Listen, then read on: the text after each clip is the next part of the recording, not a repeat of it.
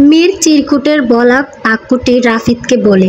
রাফিদ প্রত্যুত্তরে বলল, আশ্চর্য,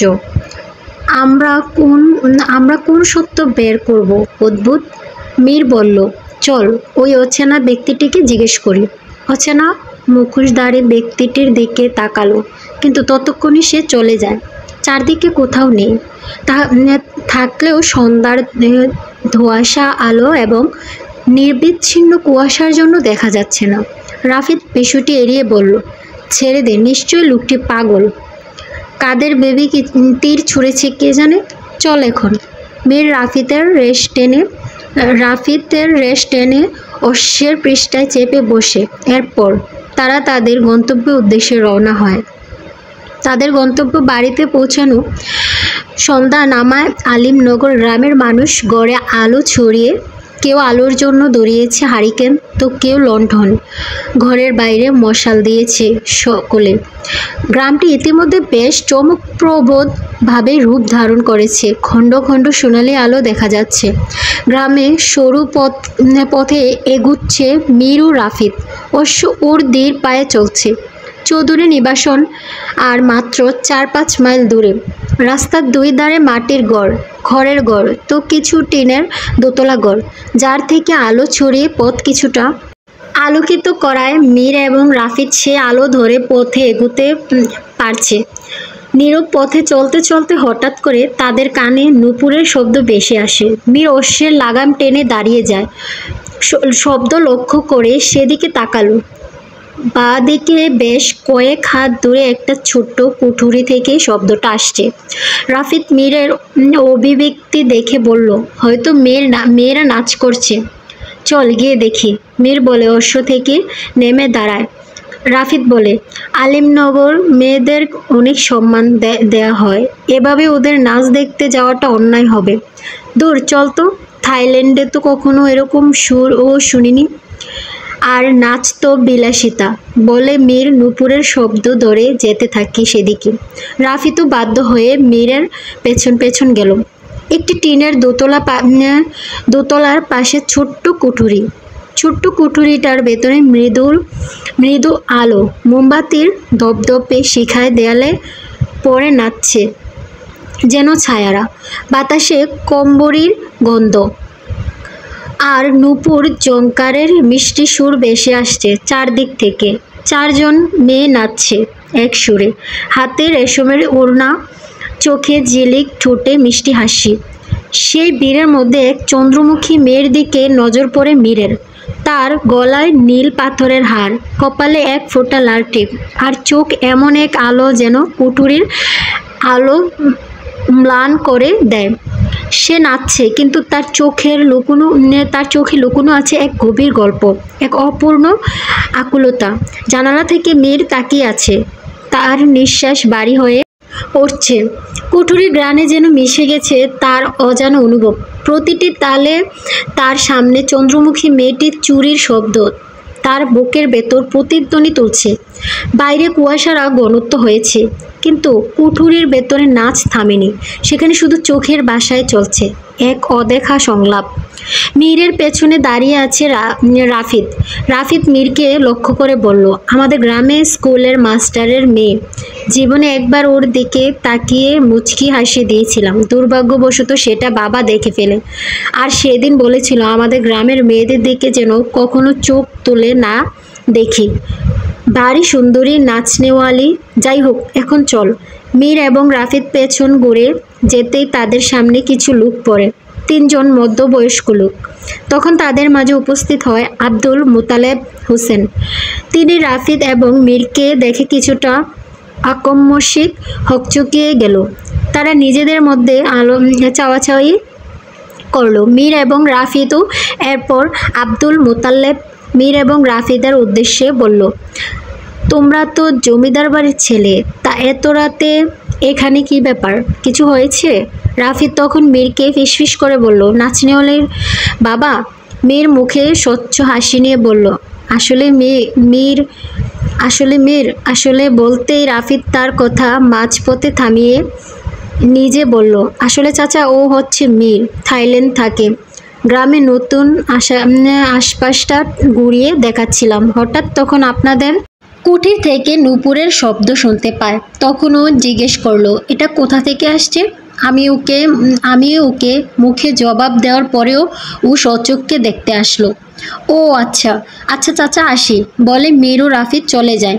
সেই বিকেল থেকে শালুক এবং জয়ন্তন সহ বাড়ির সকলে অপেক্ষা করছে রাফিদ এবং মীরের জন্য। তখন শালুক অনেকবার বারণ করেছে, আলিমনগরের উত্তরে যাস না, দিনকাল ভালো নয়, কখন কি হয়ে যায় বলা যায় না। কিন্তু তারা দুইজন যেন বরাবরই অবাধ্য ছেলে, কখনো নিজেদের শখের বিরুদ্ধে যায়নি।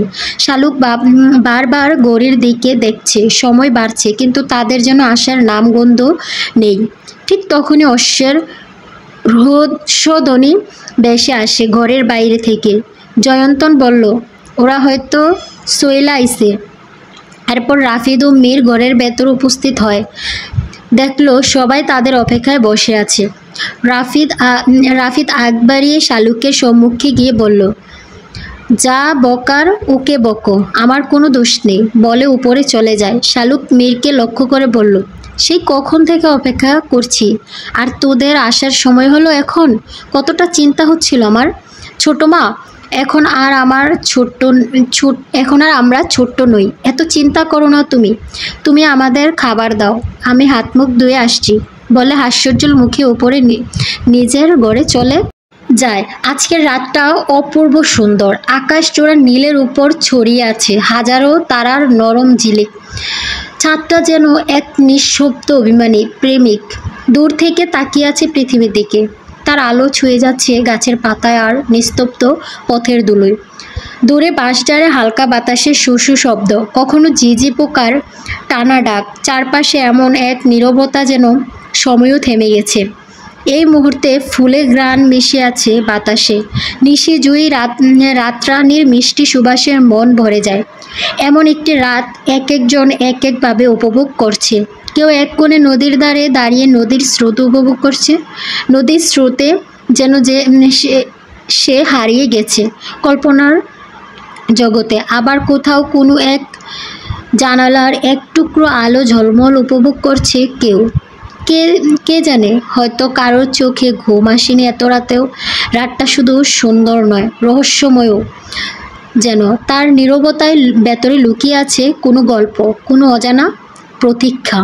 রাতটি একান্তই উপভোগ করছে মীর। ছাদের এক কোণে বসে সে। রাফিদ এতক্ষণ এখানেই ছিল। এরপর কজন অনুচারী এসে তাকে ডেকে নিয়ে যায় গুরুত্বপূর্ণ দরকার বলে। মীরের পরনে সাদা রঙের পাঞ্জাবি, সাদা পাজামা, তার উপর শীত ঠেকাতে কালো রঙের শাল জড়ানো, ডান হাতে সিগারেট। মীর উপলব্ধি করলো তার পেছনে কেউ দাঁড়িয়ে আছে। মীর সিগারেটের ধোঁয়া ছেড়ে বলল, পেছনে কেন দাঁড়িয়ে, সামনে এসো। মায়া বেশ উসখুস হয়ে মীরের সামনে এলো। এরপর বেতের চেয়ারের উপর বসে পড়ল। আপনি আমার দিকে না দেখে কিভাবে বুঝলেন আমি আপনার পেছনে দাঁড়িয়েছিলাম? মীর অ্যাশট্রেতে সিগারেট নিভিয়ে বলল, তোমার উপস্থিতি তো খুব ছোটবেলা থেকেই টের পেয়ে আসছি, আর এখন পাবো না? মায়া মৃদু হেসে বলল, আজ কোথায় গিয়েছিলেন? আলিমনগর গ্রামটি শেষবারের মতো ঘুরে দেখছিলাম। শেষবারের মতো মানে? মায়ার কাছে বাক্যটি অস্বাভাবিক মনে হলো কিছুদিন পর তো চলে যাব, তারপর কবে না কবে আসা হবে ঠিক নেই। এখানে থেকে গেলেই তো পারেন। মা আপনাকে খুব স্নেহ করেন, আপনি চলে গেলে সে কষ্ট পাবে। আর তুমি? মীর চোখ টান করে প্রশ্ন করলো মায়াকে। মায়া ভ্রুকুঞ্চিত করলো। আমি বললেই কি আপনি এখানে থেকে যাবেন কি? আজিব, একবার বলেই দেখো, থেকে যেতেই পারি। মায়া জবাব দেওয়ার মতো কোনো ভাষা খুঁজে পেল না। মীর মজা করছে না সত্যি বলছে সে বুঝতে পারছে না। তখন তৃষ্ণার বলা একটি কথা তার কানের কাছে ভেসে ওঠে। বিদেশি ছেলে, সে দেশে না জানি কত প্রেমিক আছে তার আবার প্রেমে পড়িস না। মীর মায়ার ভাবনা ভাঙিয়ে দেয়, বলল, এই রূপসী কি ভাবছো? মায়া হতদম্ব হয়ে দাঁড়িয়ে যায়, বলল, আমি ঘরে যাই, অনেক রাত হয়েছে, জবাবটা তো দিয়ে যাও। মায়া এবার কিছুটা উচ্চস্বরে বলল, আপনি থেকে গেলেও বা কি, না থাকলেও বা কি, আমার এতে কিছুই যায় আসে না, বলে মীরের সামনে থেকে যেতেই রাফিদ হাজির হয়। রাফিদ মায়াকে দেখে বলল, তুই এত রাতে এখানে কি করছিস? মাঝরাতে মেয়েদের বাইরে বের হওয়া নিষেধ, ভুলে গেছিস? মায়া থতমত খেয়ে বলল, ভাই তোকেই খুঁজতে আসছিলাম। কিসের জন্য? রাফিদের যেন টান টান উত্তেজনা। মায়া রাফিদের অভিব্যক্তি দেখে ভয় পেল। মায়া নিরুত্তর। রাফিদ পুনরায় বলল, কিছু হয়েছে? কেউ কিছু কি বলেছে? মায়া কিছু না বলেই ছাদ থেকে চলে যায়। রাফিদ বিড়বিড় করে বলল, অদ্ভুত। রাফিদ বসে পড়ে মীরের সামনে, একটা সিগারেট হাতে নেয়, সিগারেট ধরিয়ে বলল, মায়া হঠাৎ কেমন আচরণ করলো? মীর হেসে বলল, ও কিছু নয়, আমি একটু কোমল আচরণের সাথে ঠাট্টা করছিলাম। রাফিদও ঠাট্টার ছলে বলল, শালা তোর স্বভাব গেল না। মীর রাফিদের রেস্ট টেনে বলল, শালা বুঝে শুনে বলছিস তো? এই আমার বোনের দিকে নজর দিস না। তুই শালা ডেকে ফেলছিস রাফিদ, কথা এড়ালে চলবে না, বলে দুইজনে হাসিতে তলিয়ে যায়। তাদের এমন দৃশ্যটি ছাদের ছোট্ট গাছের আড়াল থেকে দেখছে বাড়ির নতুন কাজের লোক বুলবুল ও বেশ কিছুক্ষণ ধরে ছাদে উপস্থিত। বুলবুলের বয়স আনুমানিক ৩৫, উচ্চতা ৫ ফুটের মতো, শ্যামবর্ণের শরীর, মাথায় একটা শীতের টুপি, গায়ে মোটা সোয়েটার। কান পেতে মীর এবং মায়ের কথোপকথন এতক্ষণ শুনেছিল। এখন রাফিদ এবং মীরের হাসি যেন ওর সহ্য হচ্ছে না। মীর এবং রাফিদ হাসি থামিয়ে দিল। মীর ছাদের রেলিং ধরে রাফিদকে লক্ষ্য করে জিজ্ঞেস করলো, মাস্টারের মেয়ের নাম কি? তুই জানি কি করবি? কি করব বুঝতে পারছিস না? হেয়ালি না করে বল। রাফিদ মলিন কণ্ঠে বলল, মোহিনী। মীর বলল, অসম্ভব সুন্দর নাম। ঠিক ওর মতোই নামটি সুন্দর। রাফিদ বলল, তুই আসলে একটা নষ্ট শালা। বুলবুল সব কথা শুনে ফেলে তাদের। এরপর মনে মনে বলল, তখন মায়া আপামনির সাথে প্রেমালাপ করছিল, আর এখন আবার আরেক মোহিনী।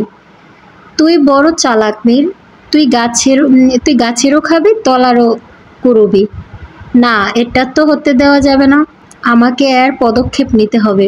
রাত বাড়লে সবাই ঘুমিয়ে পড়ে, কিন্তু চোখে ঘুম নেই মায়ার। মায়া ও তৃষ্ণা ঘরে একটা দোলনা আছে।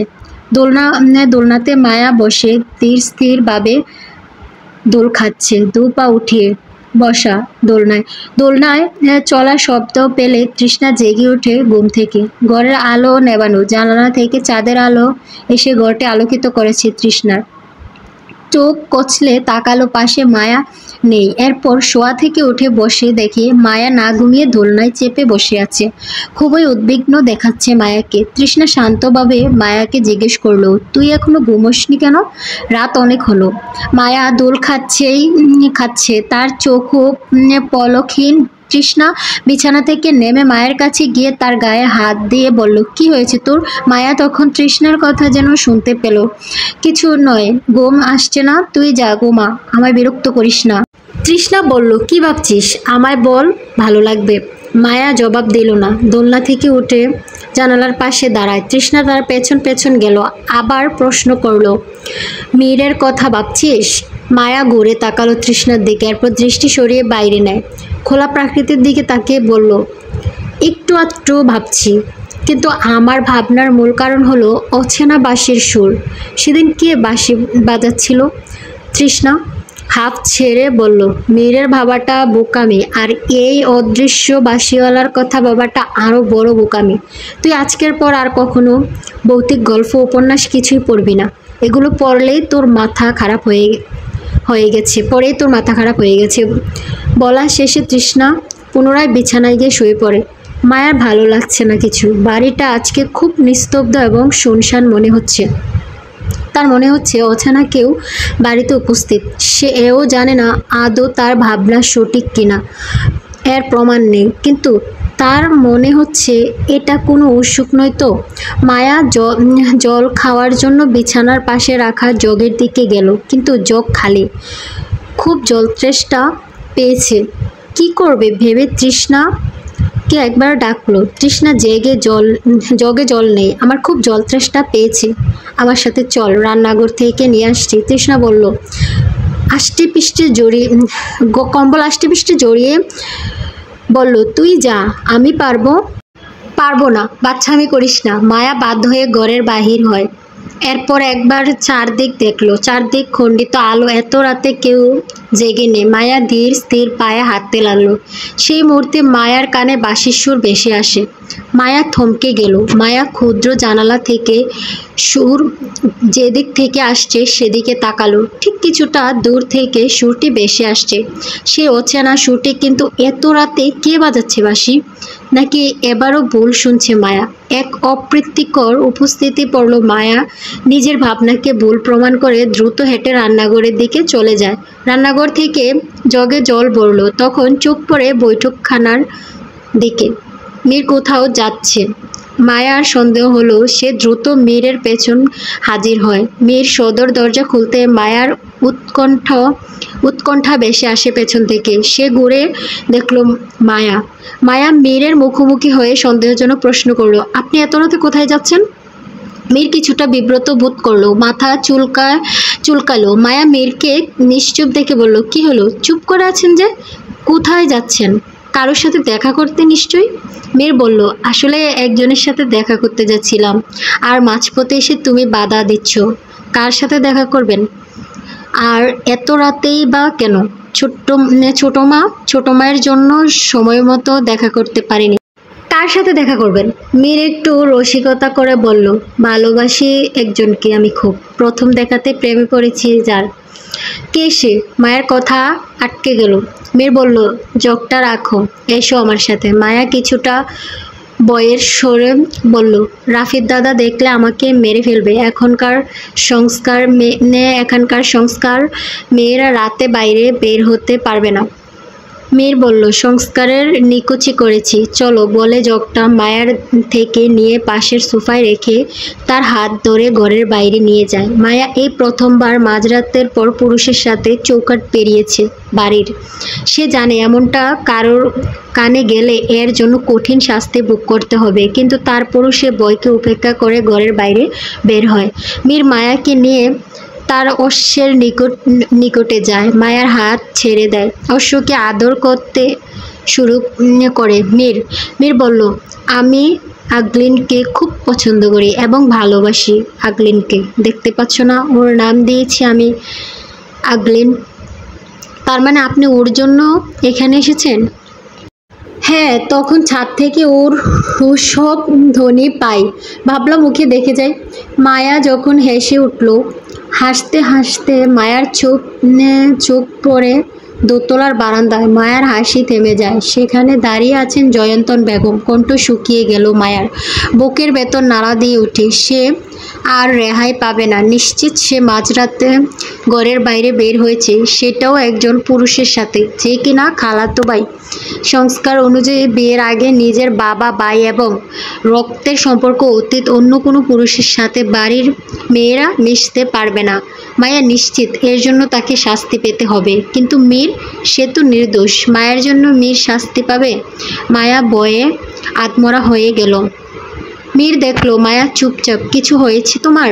না, চলুন ঘরে যাই, কেউ দেখলে সমস্যা হবে। কারা দেখবে? অনুচারীরা তো দেখছেই, তাদের দেখা কিছু যায় আসে না। মায়া মীরের সাথে কথা না বাড়িয়ে দৌড়ে ঘরে চলে গেল। আজ সোমবার। আমজাদ চৌধুরী এবং থমাসন বাড়ি ফিরেছেন সকালে মাত্র। সারারাত ট্রেনে ছিল। ফিরেছে ভোর 6টার দিকে। বুলবুল সংবাদ পেয়ে একজন ড্রাইভারকে পাঠিয়েছিল গাড়ি নিয়ে তাদের নিতে। এখন বেলা 11টা। সকাল 6টা থেকে 10টা অবধি দুজন একটু ঘুমিয়ে নিয়েছে। আমজাদ এবং থমাসন পাশাপাশি বসা। তাদের সামনে শালুক, জয়ন্তন এবং শাহানারা বসা। মানুষ কর্মজীবন থেকে বিদায় নিলে অবসরে থাকতে হয়। আমজাদ দীর্ঘ সময় থাইল্যান্ডে ব্যবসা করেছে, এরপর দেশে ফিরেছে। আজ 2 বছর হয়। এখন তিনি গ্রামের সবার দেখভালে ব্যস্ত। গ্রামের জমিদার তিনি।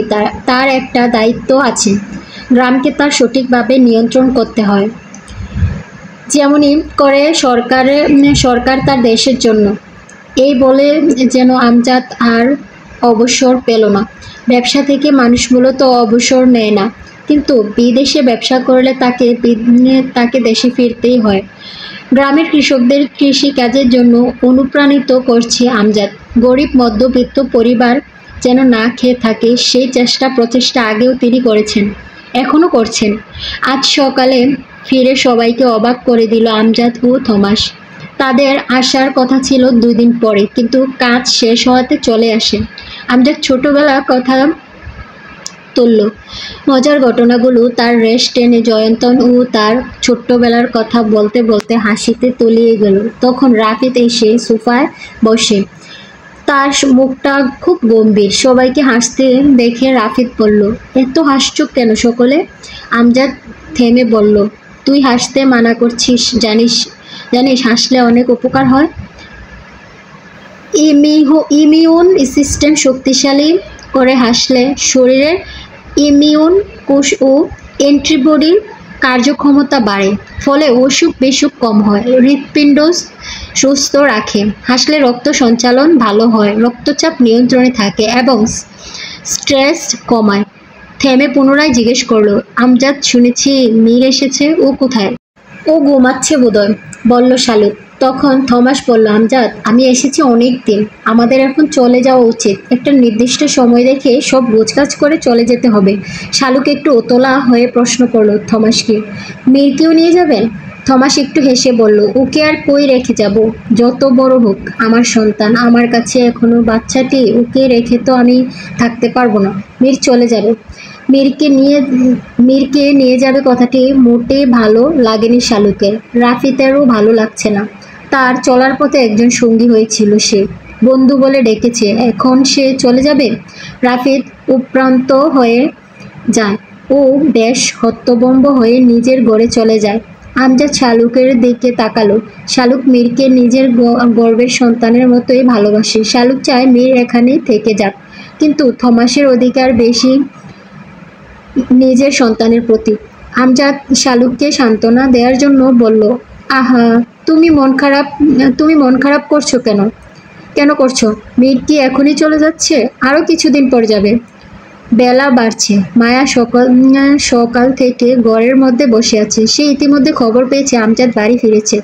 হয়তো জয়ন্তন গতকাল রাতের ঘটনা বলেও দিয়েছে আমজাদকে। আমজাদ হয়তো উৎপেতে আছে তাকে প্রশ্নবিদ্ধ করার জন্য, শাস্তি দেওয়ার জন্য। তাকে শাস্তি দিবে, তাতে তার আক্ষেপ নেই, কিন্তু তার জন্য মীর শাস্তি পাবে, এটি মায়া যেন মানতে পারছে না। তখনই মায়ার ঘরে শেফালি উপস্থিত হয়। এ কি মেম সাহেব, আপনি গাপটি মাইরা বইসা আছেন যে? মায়া তখন কিছুটা রেগে বলল, তোকে না বলছি আমায় মেম সাহেব ডাকবি না, শুধু আপা ডাক, নয়তো মায়া। সে যা ডাকমু, আপনি যা কইবেন। কিন্তু ওইদিকে মীর বাবু বোধহয় বিদেশে চইলা যাইব, সেই কথাবার্তা চলতেছে। কথাটি শোনা মাত্রই মায়া উঠে দাঁড়ালো। তার হৃদয়ে কিছুটা দগদগ শব্দ করলো। এরপর বিছানা থেকে ওড়নাটা নিয়ে এলোমেলো চুলেই বৈঠকখানায় চলে যায়। সেখানে উপস্থিত রাফিদ, মীর, জয়ন্তন, আমজাদ এবং থমাস। রাফিদ মীরকে ঘুম থেকে ডেকে নিয়ে এসেছে।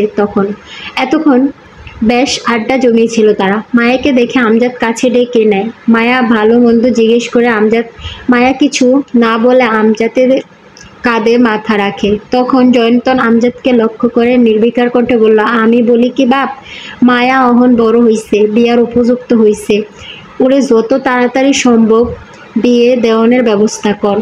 তখন থমাস জয়ন্তন এর বেশ রেশ টেনে বলল, তাহলে আরও ভালো হবে, আমরা মায়ার বিয়েটা দেখে যেতে পারবো। কি বলিস মীর? মীর বেশ উৎফুল্ল হয়ে বলল, এটা দারুণ সংবাদ, আমিও এটাই চাই। মেয়েদের বিয়ে হয়ে গেলেই ঝামেলা মুক্ত। আমজাদ কয়েক সেকেন্ড চুপ থেকে বলল, আমাকে ভাবতে হবে, বিয়ের ব্যাপার স্যাপার তো, এত ভাবন লাগবো না, যা করবি তাড়াতাড়ি, বলে জয়ন্তনের পান মুখে দিল। মায়া কোনো জবাব দিল না। সে বিয়ের জন্য অপ্রস্তুত, কিন্তু জয়ন্তন গতকাল রাতের ঘটনা কাউকে বলেনি, এটাও মায়ের কাছে অস্বাভাবিক মনে হচ্ছে। সেই ঘটনা ঘিরে জয়ন্তনের বিয়ের কথা বলছে, সে নিশ্চিত। কিন্তু গতকালের ঘটনা জেনে সকলের চুপ থাকার কথা নয়। তাদের আলাপ আলোচনার মাঝে 3 জন অনুচারী উপস্থিত হয়। এসে আমজাদ চৌধুরীকে লক্ষ্য করে বলল, সর্দার, 2 জন লোক আসছে, আপনার খোঁজ করছে। কারা? শহর থেকে আসছে, কারা জানি। কারা জানি না। এরপর আমজাদ সহ বাকিরা ঘরের বাইরে বের হয়। রান্নাঘর থেকে শালুক এবং শাহানারা সহ সবাই ঘরের বাইরে উপস্থিত হয়। তাদের সামনে একটি মার্সিডিজ গাড়ি থেকে দুজন লোক নেমে আসে। একজন এর বয়স 30 থেকে 33 বছরের মধ্যে, লম্বাটে দেহ বিন্যাস, মাঝারি কায়দা সুশৃঙ্খল শরীর, অদ্ভুত আকর্ষণীয় ভঙ্গি, উজ্জ্বল ত্বক, তীক্ষ্ণ চোখ যা মুহূর্তে মানুষকে পর্যবেক্ষণ করতে পারে, সরু ও ধারালো নাক, হালকা দাড়ি যা তাকে বেশি গম্ভীর ও অভিজাত দেখায়, মাথায় একটি ফেডোরা পরা, চোখের রং বাদামি, ফিটিং হালকা ধূসর সাদা শার্টের উপর কালো গাঢ় নেকটাই দিয়ে, তার উপর হালকা চারকোল গ্রে ব্লেজার, সাথে ফিটেড ট্রাউজার, সাধারণ ডার্ক কালার, পায়ে কালো চামড়ার ক্লাসিক লো হিল বুট। তার সাথের জন ওনার সহকারী দেখে বোঝা যাচ্ছে। আমজাদ সহ সবাই তার দিকে এগিয়ে গেল। আমজাদ আগ বাড়িয়ে জিজ্ঞেস করলো, আপনি কে? যুবকটি আমজাদের দিকে হাত বাড়িয়ে দিল। আমি ডিটেকটিভ আহির মির্জা। গত 4 দিন আগে পশ্চিমপাড়ায় একজন লোককে ঘর থেকে ডেকে নিয়ে মেরে ফেলেছে একদল লোক। আমি সেই খুনের তদন্ত করতে এসেছি। হে এভরিওয়ান, আসসালামু আলাইকুম। আজকে আমি পার্ট 5 এইখানে শেষ করলাম। এখন হচ্ছে যদি আপনাদের ভালো লেগে থাকে গল্পটা, আমি জানি আমার অনেক ভুল ত্রুটি আছে, তাই আমাকে প্লিজ ক্ষমা চোখে দেখবেন। আর যদি ভালো লেগে থাকে কমেন্ট করবেন, অবশ্যই কমেন্টে জানাবেন। কমেন্টে জানানোর পরে আমি পর্ব 6 দেব ইনশাল্লাহ।